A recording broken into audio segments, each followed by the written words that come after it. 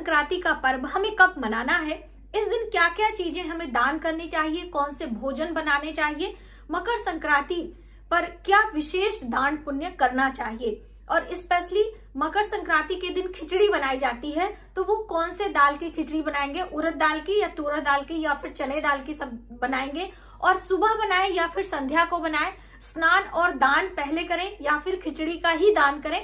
बहुत सारी बातें मकर संक्रांति पर्व से संबंधित इस वीडियो में हम आपके साथ शेयर करेंगे। नमस्कार, वेलकम टू माय चैनल। मैं हूं मनीषा। दोस्तों, आप सभी को मकर संक्रांति पर्व की हार्दिक शुभकामनाएं।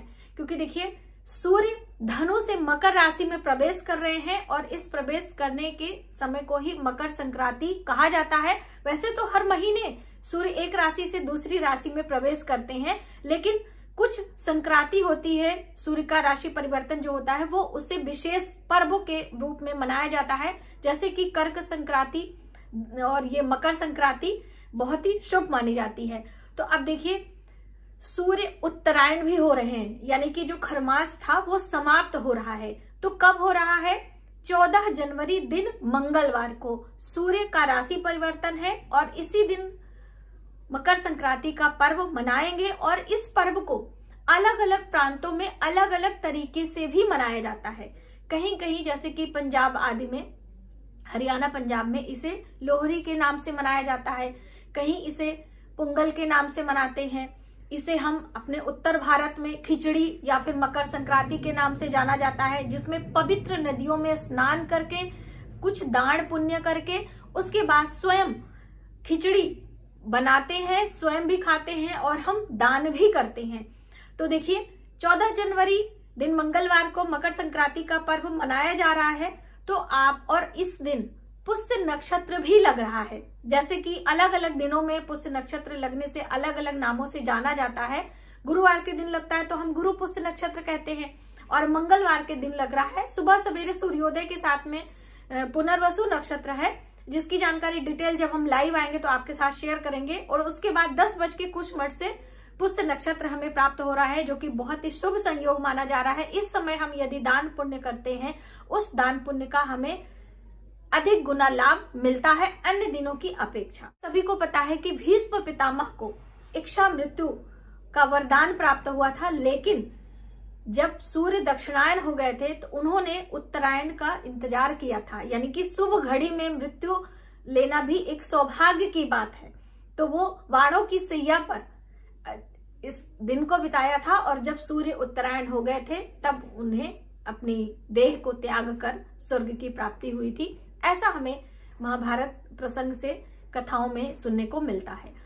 तो कहने का अर्थ है कि शुभ मांगलिक कार्य सभी 14 जनवरी से प्रारंभ हो जाएंगे। जैसे कि बहुत सारे लोग अपनी कन्याओं के कर्ण छेदन या फिर बच्चों के कर्ण छेदन की रस्म करते हैं वो, या फिर शादी विवाह की रस्में, कार्ड छपवाना है आपको, या फिर आपके शादी विवाह की कोई भी रस्में हैं आप शुरू कर सकते हैं और आपके लिए अच्छा भी होगा। और इस दिन हम अपने घर में खिचड़ी बनाते हैं। तो देखिए, दान के लिए आप अपनी सामर्थ्य और श्रद्धा के अनुसार चीजें ले सकते हैं। जैसे कि नए फसल का चावल हमें इस्तेमाल करना है, तो हमने यहाँ पे ये चावल लिया है और 1 गिलास चावल है, एक व्यक्ति के खाने के लिए पर्याप्त होता है। इस तरह से आप 2 व्यक्ति, 4 व्यक्ति, 5 व्यक्ति, जितना आपका सामर्थ्य हो आप उतना ले सकते हैं। इसमें हमें मिलाना है उड़द दाल, क्योंकि देखिए उड़द दाल की ही खिचड़ी मकर संक्रांति पर बनाई जाती है। ठीक है, तो इसे हम मिक्स कर लेंगे तभी ये खिचड़ी मानी जाती है। अलग अलग चीजें हमें नहीं दान करनी है, पहली कंडीशन। दूसरा, अब इसमें इस्तेमाल की जाने वाली सभी चीजें हम इनके साथ में लेंगे। जैसे कि इसमें सब्जियां भी मिलाई जाती हैं, तो मौसमी जितनी भी सब्जी होती है, जैसे कि ये हरी मटर है, इसके साथ में हम रखेंगे आलू, उसके साथ में हम रखेंगे नींबू, और इसके साथ में हम रखेंगे यहाँ पर ये कुछ फल हैं, और इसमें डालने के लिए नमक, और ये है हल्दी। ठीक है, तो इन सब सारी चीजों को हम ले लेंगे। और अब हम लेंगे गुड़ और ये काला तिल। तो गुड़ यहाँ पर हम रख दे रहे हैं। हमने यहाँ पे लड्डू लिया है काले तिल का, आप चाहें तो सादा जो काला तिल आता है उसको भी ले सकते हैं, उसके साथ आपको गुड़ रखना चाहिए। और ये है घी, क्योंकि इसके बिना आपकी खिचड़ी का स्वाद अधूरा रहता है। तो कहने का अर्थ है कि इन सब चीजों को मिक्स करके हम अपने घर में खिचड़ी भी बनाते हैं। आप अन्य सब्जियां भी इस्तेमाल कर सकते हैं और दान भी करना चाहिए। तो देखिए, जो हम रसोई में इस्तेमाल करते हैं वो कहीं ना कहीं हम जूठे हाथों से या कैसे भी छू लेते हैं, तो वो हमारी चीजें जूठी मानी जाती हैं। हमारे बड़े बुजुर्ग हमेशा सिखाते थे कि साफ सुथरी चीजें ही हमें दान में देनी चाहिए। तो इसीलिए मैं आपको दिखाने और बताने के लिए लाई हूं कि अलग से जो पैकेट में आपने नमक रखा उसको ले लीजिए, अलग से आपने जो हल्दी रखी उसको ले लीजिए, और ये चावल दाल, क्योंकि ये सारी चीजें हम धुलेंगे तो इसमें ज्यादा जूठा मानने की बात नहीं है। इस तरह से आपको दान करना चाहिए। अब दान के बारे में आप समझ गए कि इन सब चीजों को लेकर हम दान करेंगे।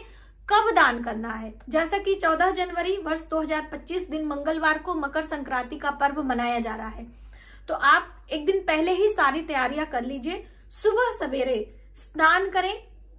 ब्रह्म मुहूर्त में स्नान करने का बहुत बड़ा महत्व है। तो 5:30 से लेकर 6:30 बजे तक का ब्रह्म मुहूर्त का समय होता है, और सर्दियों के दिनों में लगभग 7 बजे तक सूर्योदय होता है। तो आप सूर्योदय के साथ भी स्नान करें।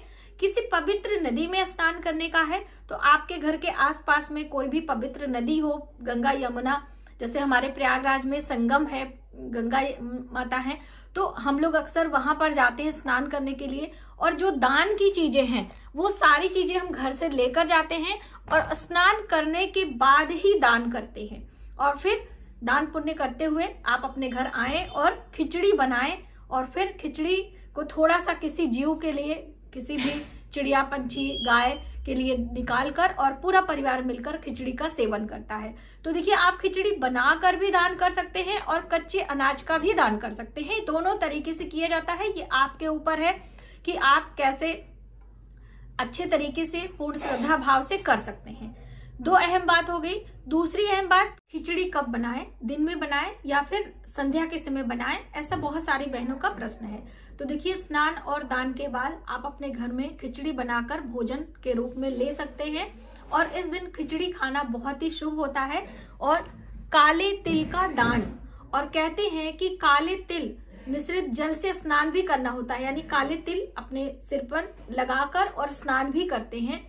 घर पे कर रहे हो या फिर आप किसी पवित्र नदी में कर रहे हो, दोनों ही दशा में।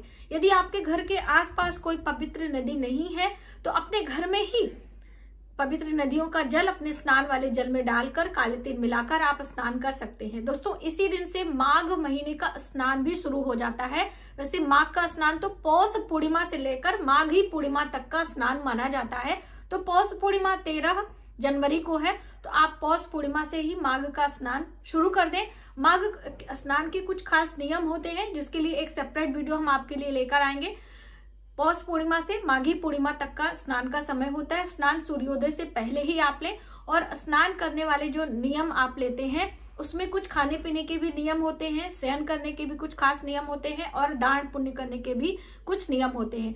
इस दिन गर्म वस्त्रों के, जैसे मौसम के अनुसार वस्त्र, फल, अनाज के दान बताए गए हैं, उसी तरीके से सर्दियों में गर्मी प्रदान करने वाले वस्त्रों के दान, यानी कि कंबल का दान, स्वेटर का दान, मोटे वस्त्र का दान करने की बात कही गई है, तो आप दान कर सकते हैं।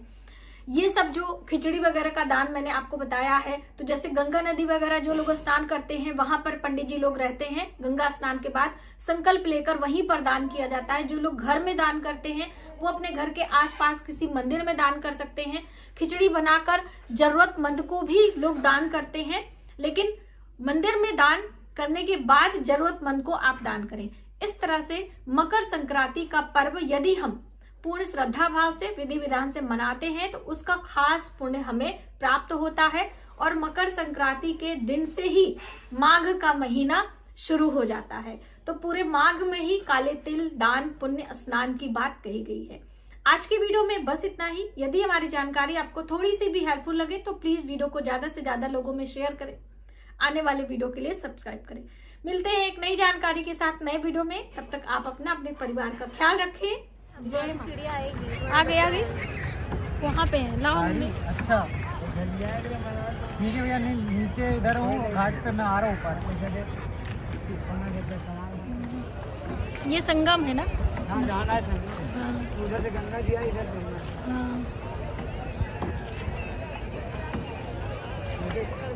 इधर से क्या